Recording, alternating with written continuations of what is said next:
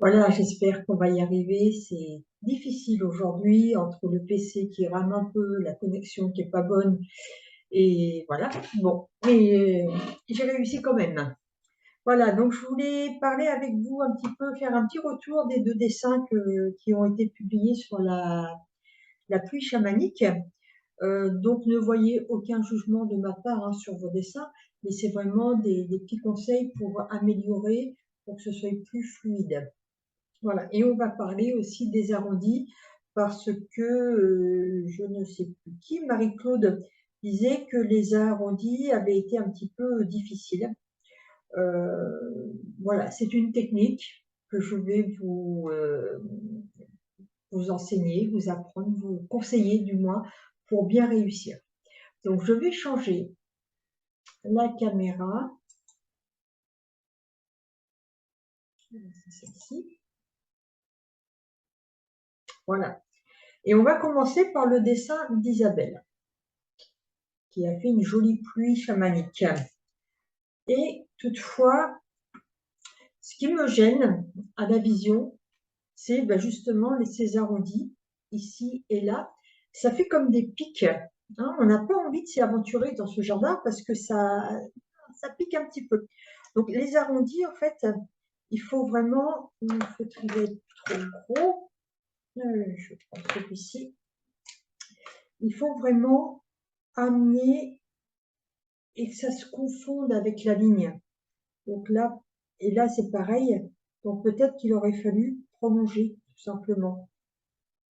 Prolonger pour pas qu'il y ait cette sensation de pic. Voilà, j'espère comme ça que vous voyez bien. Donc on arrondit bien et on prolonge. Pour que ça se fonde. La pluie, c'est pareil. Bon, c'est une photo, donc c'est peut-être pas évident non plus. On voit peut-être pas très bien. Mais je pense que, voilà, si la pluie était continue, qu'on puisse voir un petit peu l'ensemble. C'est pareil dans les lignes de champ. Euh, Là, ça fait un angle et il n'y a pas d'angle dans la Neurographica. Donc, on reprend bien tout pour arrondir. Voilà. J'espère que comme ça, c'est bien clair. Voilà. Et puis, sinon, oui, c'était pas mal le reste. Et on va continuer avec le dessin de Marie-Claude, qui disait justement d'avoir eu du mal avec les arrondis. Donc ça, on va les revoir. Pourtant, ça me semble pas trop mal. Moi, ce qui me gêne dans le dessin, enfin, ce qui me gêne entre guillemets, hein, euh, on voit bien la pluie, on voit pas par contre les lignes de champ. Donc les lignes de champ, c'est ce que Isabelle avait fait. Hein, c'est l'énergie qui descend du ciel, hein, pour venir vous apporter des bénédictions, par exemple. Donc je vais les faire. Je ne sais pas du tout où est-ce que vous aviez voulu les faire, mais je vais les faire pour que vous puissiez bien voir les lignes de champ. Donc il y avait peut-être celle-là. Il faut vraiment prendre un feutre plus épais qui va venir vraiment marquer le dessin. Et il ne faut pas avoir peur, faut pas avoir peur que ça dénature le dessin. Au contraire, c'est ce qui va lui donner plus de force. Je vais en faire une autre ici. Voilà. D'où l'intérêt d'avoir des feutres plus épais. Et là, c'est pareil, hein, après, on reprend avec les arrondis. Donc, les arrondis, justement, on va en parler. Donc, quand vous avez votre dessin qui fait ça, par exemple, voilà. Donc, on arrondit tous les angles, tous les croisements, parce qu'ils sont importants. Et certains vont arrondir, ils vont bien arrondir comme ça. Voilà.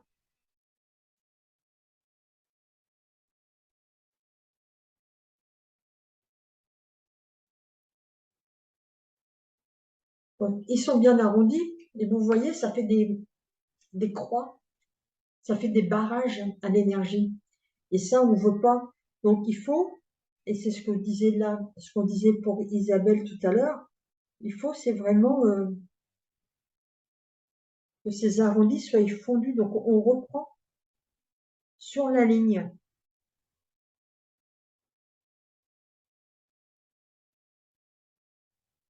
Donc ça, c'est un petit peu fastidieux à faire, mais c'est vraiment essentiel pour la réussite de votre dessin.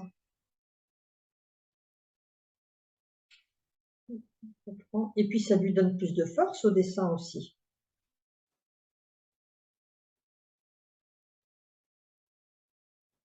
Il ne faut pas qu'il y ait de traits qui puissent barrer le chemin.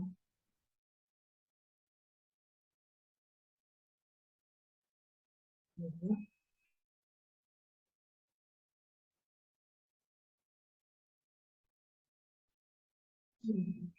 Celui-ci.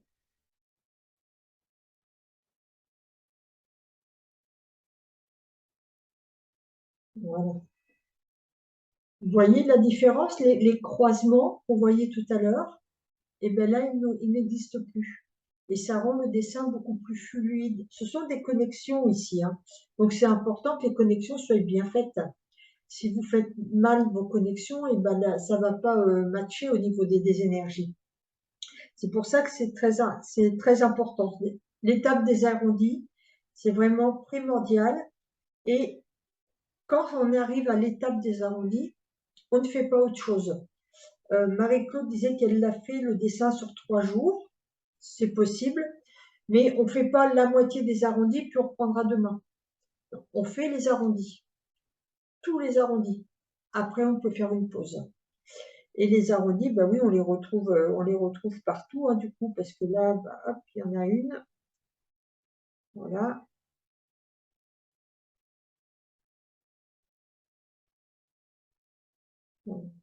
Et on reprend sur la ligne. La prochaine fois, je vous ferai voir pour les lignes neurographiques, la façon dont on peut les faire. Je revois le dessin d'Isabelle. S'il n'y a pas des petites choses qui me...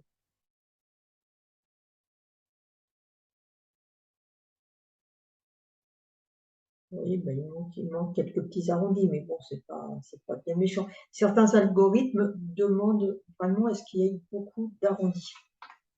Autre erreur aussi qu'on peut voir pour certains qui font leurs arrondis, là, voilà, donc là il y a un croisement, ils vont arrondir comme ça. Oh, vous n'avez pas vu. Ils arrondissent comme ça.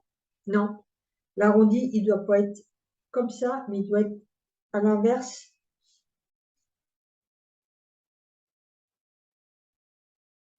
Voilà. Arrondi vers l'intérieur. Il est bombé de l'intérieur et pas de l'extérieur. Et ça, c'est un point important. Donc, c'est une question d'entraînement, c'est une question d'habitude. Je vais vous faire voir, j'ai quelques brouillons. Vous voyez, petits brouillons quand on ne sait pas quoi faire, et ben voilà. Enfin, quand on est au téléphone ou des choses comme ça, et ben voilà. Vous voyez. Je fais des arrondis, je neurographie, je fais des lignes, et c'est ce qui permet de les rendre plus fluides après. Donc, je vais revenir sur ma caméra, celle-ci. Voilà. Et donc, je vous invite à refaire, hein. Vous avez le replay qui est disponible pour ceux qui ont participé. Si vous n'avez pas participé, mais vous souhaitez faire les plus chamaniques, il y a le replay qui est disponible sur mon site. Et le prochain rendez-vous, je crois que c'est le 24 avril. Je vérifie. Je n'ai pas prévu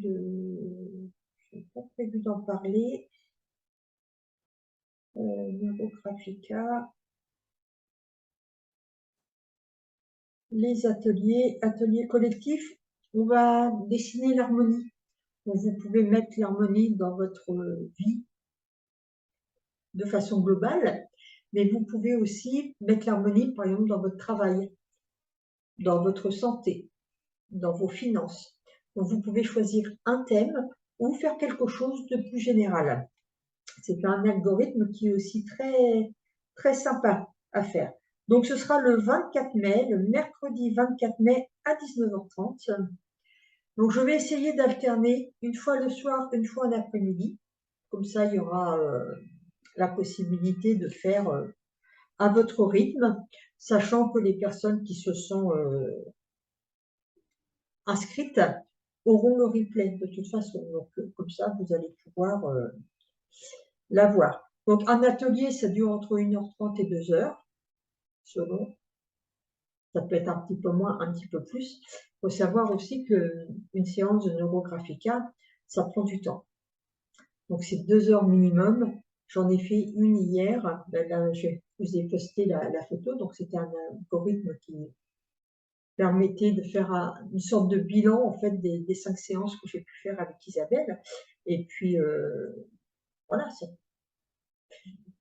oui, ça faisait un bilan un petit peu. Et, bien, il a duré 3h30. Donc, vous voyez, c'est long, mais c'est tellement puissant et ça apporte tellement de réponses et de résultats surtout. Donc, ça vaut le coup de passer du temps pour ça. Voilà. Qu'est-ce que je voulais vous dire? Je ne sais plus. Ah, Myriam qui arrive.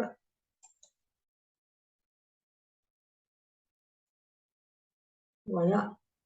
Donc, si vous voulez vous inscrire pour le prochain atelier, hein, donc, pour dessiner l'harmonie, eh ben, n'hésitez pas, inscrivez-vous dès maintenant. Et même si vous le faites en replay, vous pouvez me prévenir. Hein. Je me suis inscrite, mais je le fais en replay.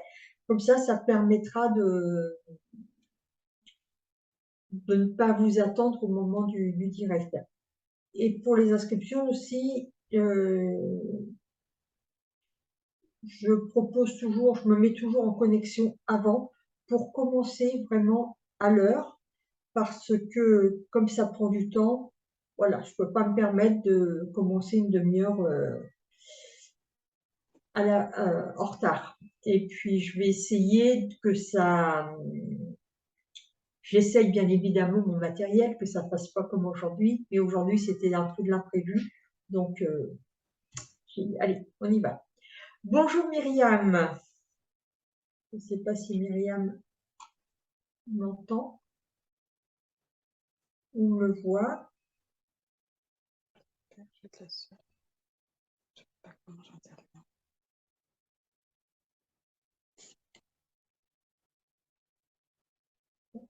En attendant, mais écoutez, je vais poster sur replay. Hein, comme ça, vous avez, voilà, vous avez eu un petit retour par rapport à vos dessins. Et puis aussi des petits conseils pour les arrondis. Et comme je disais tout à l'heure, la prochaine fois, je ferai sur les lignes neurographiques, des lignes qui sont vraiment très, très importantes. C'est comme un petit peu comment je pourrais dire, toutes les connexions. Alors, les connexions, c'est plus les arrondis, mais tous les filaments qui permettent d'agir, qui permettent de se connecter, de se relier. Voilà. C'est tous les reliances, les liens qu'on peut avoir les uns entre les autres, mais aussi au niveau des énergies. C'est ça qui est important. Et on va apporter de l'énergie avec les lignes, on va apporter de la force, on va apporter de la puissance. Et c'est ce qui va faire que le dessin va être riche et que les connexions vont se faire facilement et que vous allez avoir des prises de conscience, surtout, pour changer les choses. Qu'est-ce que vous pouvez apporter, toutes les ressources insoupçonnées que vous pouvez avoir, et puis apporter l'énergie nécessaire à votre projet, à votre changement de ce que vous voulez apporter dans la vie. Voilà. Apparemment, Myriam a un petit problème de son, je pense. c'est pas grave. Voilà, donc je vais poster ce replay et puis la prochaine fois, je m'y prendrai à l'avance pour tester mon matériel et puis que ça fonctionne mieux. Voilà, je vous dis à très bientôt et puis je poste le relais et puis bon dessin neurographique à tous. Et je vous rappelle, les replays sont disponibles. Vous pouvez encore le prendre, l'acheter si vous voulez. Et puis je vous envoie le lien avec grand plaisir. À très bientôt.